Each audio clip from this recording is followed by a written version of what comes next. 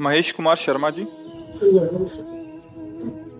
हमारे जी इनका प्रश्न एक थोड़ा सा अलग सा है। हमारे जी वन विभाग में रेंजर है। हमारे जी वन विभाग होता है, उसमें उसमें ड्यूटी के दौरान वन जीवों चीतल हिरण नील गायों को आवारा कुत्तों से बचाने के लिए कुत्तों को मरवाना पड़ता है। हमारा जी ड्यूटी के दौरान बाघों के संरक्षण हेतु भैंस के पाड़ों को बाघ के आगे डालना पड़ता है। हमारे जी इन कह रहे हैं कि उक्त जीवों की हत्या करवाने में मैं पाप का सहभागी हूँ, क्योंकि मेरी सेवा ही है उस वन विभाग के व्यवस्था को बनाए रखने के लिए। श्यामा श्याम के प्रेम रंग की प्राप्ति के विषय में उपासक को जो संशय हो, हम वही चर्चा, क्योंकि व्यवहार बहुत और धर्म की बड़ी सूक्ष्म गति है। धर्म की बड़ी सूक्ष्म गति है। उसका निर्णय करने के लिए बिना पवित्र हृदय हुए स्वीकृति भी नहीं होगी, और निर्णायक यदि धोखे से उत्तर गलत दे दे तो उसकी दुर्गति हो जाएगी। धर्म का बड़ा सूक्ष्म विषय है। अब जैसे सिंह है, वो कोई घास तो खाएगा नहीं ना। सिंह है, उसको मांसाहार है। पर हम किसी गाय भैंस पशु को पकड़कर उसके सामने फेंकना, ये हमारे लिए तो पाप हो जाएगा ना। वो अपने बल से किसी भी पशु की हिंसा करके खाता है, उसके लिए उसका पाप नहीं, क्योंकि उसका आहार है। लेकिन हम उसको, तो फिर हमारी नियत में वो हिंसा होगी ना, हम तो दे रहे ना। अब दूसरी बात इस भाव में लेते हैं कि जैसे हमारा राजकीय सैनिक राज्य सुरक्षा में खड़ा हुआ है, और उधर से कोई जन समुदाय को क्लेश पहुंचाने वाला दुष्ट भाव वाला तो बिना विचार के वो गोली मार देगा, ये उसका पुण्य होगा। धर्म का बड़ा सूक्ष्म निर्णय है। अब जैसे आप पशुओं की रक्षा में हैं, उन पशुओं की जिन रक्षा का विभाग आपको दिया गया है, उस रक्षा हेतु तो आप जो कर रहे हैं, आपको जो आदेश दिया गया है, तो उसके बड़े अधिकारी उस विषय के, आप तो एक आज्ञा का पालन कर रहे हैं। उस रक्षा विभाग में आपका पशुओं की रक्षा का विभाग है। पर जब ये प्रश्न आएगा कि हमको ये जानवर उसके आगे डालना है, तो उसमें हम भी सम्मिलित हो जाएंगे। बात इसमें स्पष्ट है। वो जबरदस्ती जंगल में किसी को अपना शिकार बना के खाता है, उसको कोई पाप नहीं। लेकिन आप उस पशु को जबरदस्ती उसके सामने डाल रहे, तो ये तो अपराध है, पाप है इसमें। क्योंकि अब हम तो देख ही रहे हैं ना, वो अपने जीवन की आशा हर जीव रखता है।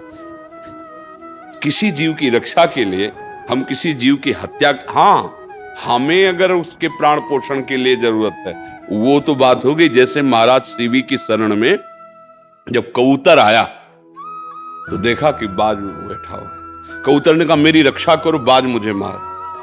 तो उन्होंने कहा कि अब तो आपको नहीं खाने देंगे कबूतर को, क्योंकि मेरी शरण में आ गया। और उसे कहा तुम निर्भय हो जाओ। बाज से कहा कि तुम जो पाना चाहो। तो बोले आप जानते हो कि हम कोई फल फूल थोड़ी खाते हैं, हम तो मांसाहार करते हैं। तो बोले हम कसाई वाड़े से मांस मंगा देते हैं आपको। बोले नहीं, सब जानते हो शास्त्रों में वर्णन कि मेरा आहार कबूतर पक्षी होते हैं, आप कैसे हमारे आहार को छीन सकते हैं। उनका अब हमारी शरण में आ गया, अब तो नहीं दे सकते आपको। आप दूसरा उपाय बताओ, अगर आप हमारा मांस खाना चाहे तो हम आपका दें, आप राजी हो जाओगे? इस कबूतर को तो नहीं देंगे। बोले हाँ राजी हो जाएंगे। तो उन्होंने अपने शरीर का मांस दिया, और इतिहास में उनकी महिमा गाई जाती है। जब एक पलड़े पे कबूतर को बैठाला और मांस डालने लगे, तो कबूतर के रूप में साक्षात अग्निदेव थे और बाज के रूप में देवराज इंद्र थे। तो पलड़ा इतना कि अपने आप फिर बैठ गए और कहा मेरे को खा लो, पर कबूतर को नहीं खाने में। देखो धर्म का विषय तो इतना है।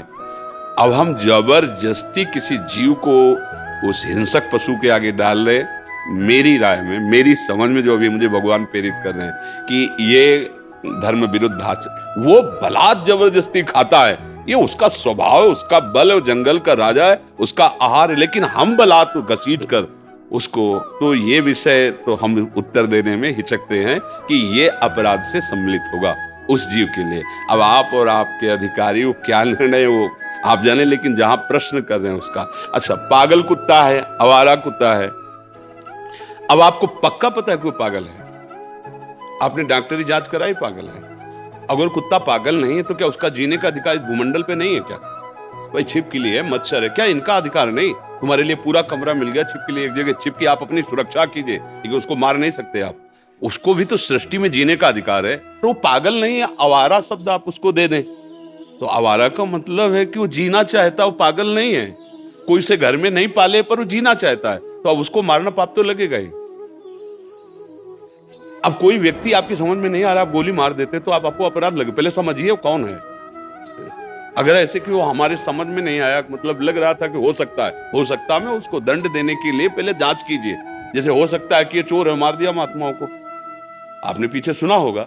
ये कानून है क्या? आप उसको बंदी बना लीजिए, आप उसकी जांच कीजिए, जब अपराधी निकले तो दंड दीजिए कानून के अनुसार। तो चाहे कोई भी जीव, हर जीव जीना चाहता है, और उस जीव को एक जीव की रक्षा के लिए यदि ऐसा, हम तो हमें लगता है कि ठीक नहीं है। क्योंकि 100 अगर पालतू कुत्ते होते तो 200 आवारा भी होते। अब हमसे जो पूछ रहे हो ना, आप जहां पूछ रहे हो अध्यात्म का विषय है यहाँ, इसलिए हम तो यही कहेंगे ऐसा शास्त्र में हमने पाया है।